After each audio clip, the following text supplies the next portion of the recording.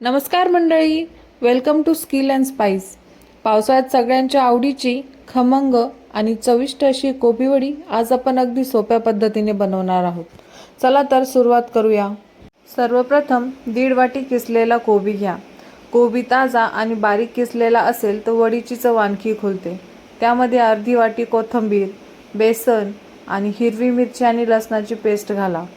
जिरे, ओवा, मिरची पावडर, मीठ, गरम मसाला आणि चाट मसाला घाला।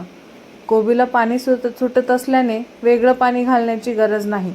शेवटी कुरकुरीतपणासाठी थोडं कॉर्नफ्लॉवर घालून सर्व साहित्य छान एकजीव करून घ्या।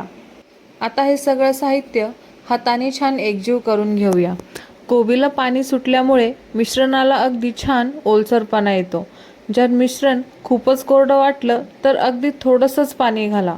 मिश्रण ना खूप पातळ ना खूप घट्ट असावं।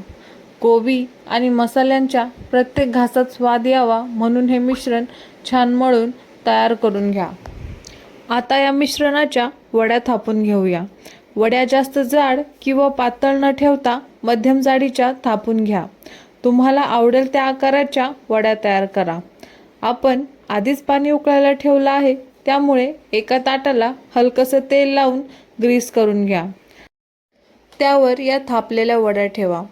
वड्यांमध्ये थोडंसं अंतर ठेवा म्हणजे त्या एकमेकींना चिकटणार नाहीत। वड्या थापताना आणि ठेवताना त्यांचा आकार बिघडणार नाही याची काळजी घ्या।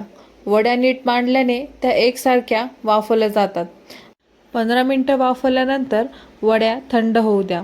थंड झाल्यावर त्या छान सेट होतात आणि मग आपल्या आवडत्या आकारात कापून घ्या। तेल छान गरम झालं आहे का ते तपासा आणि मग हळूच वड्या तेलात सोडा।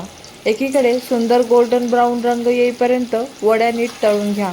आता बघा, हा आवाजच सांगतोय की वड्या किती खमंग होत आहेत। मध्यम आचेवर दोन्ही बाजूने छान कुरकुरीत होऊ द्या।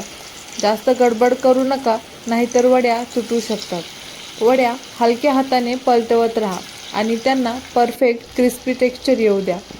रंग सुंदर सोनेरी झाला की समजा वड्या परफेक्ट तयार आहेत। जर टिश्यू पेपर नसेल तर काळजी नाही। वड्या काढल्यानंतर त्या एखाद्या जाळीवर किंवा उलट्या प्लेटवर ठेवा, म्हणजे एक्स्ट्रा तेल खाली निघून जाईल। आणि बघा, आपल्या गरमागरम कुरकुरीत कोबी वड्या तळून तयार झाल्या आहेत। आता या वड्या हळूच काढून एका प्लेटमध्ये सर्व करूया। या वड्या गरमागरम वरण भात किंवा चपातीसोबत एकदम टेस्टी लागतात। जर तुम्हाला ही कोबी वडी रेसिपी आवडली असेल तर चॅनलला सबस्क्राईब करा। धन्यवाद। भेटूया पुढच्या रेसिपीमध्ये।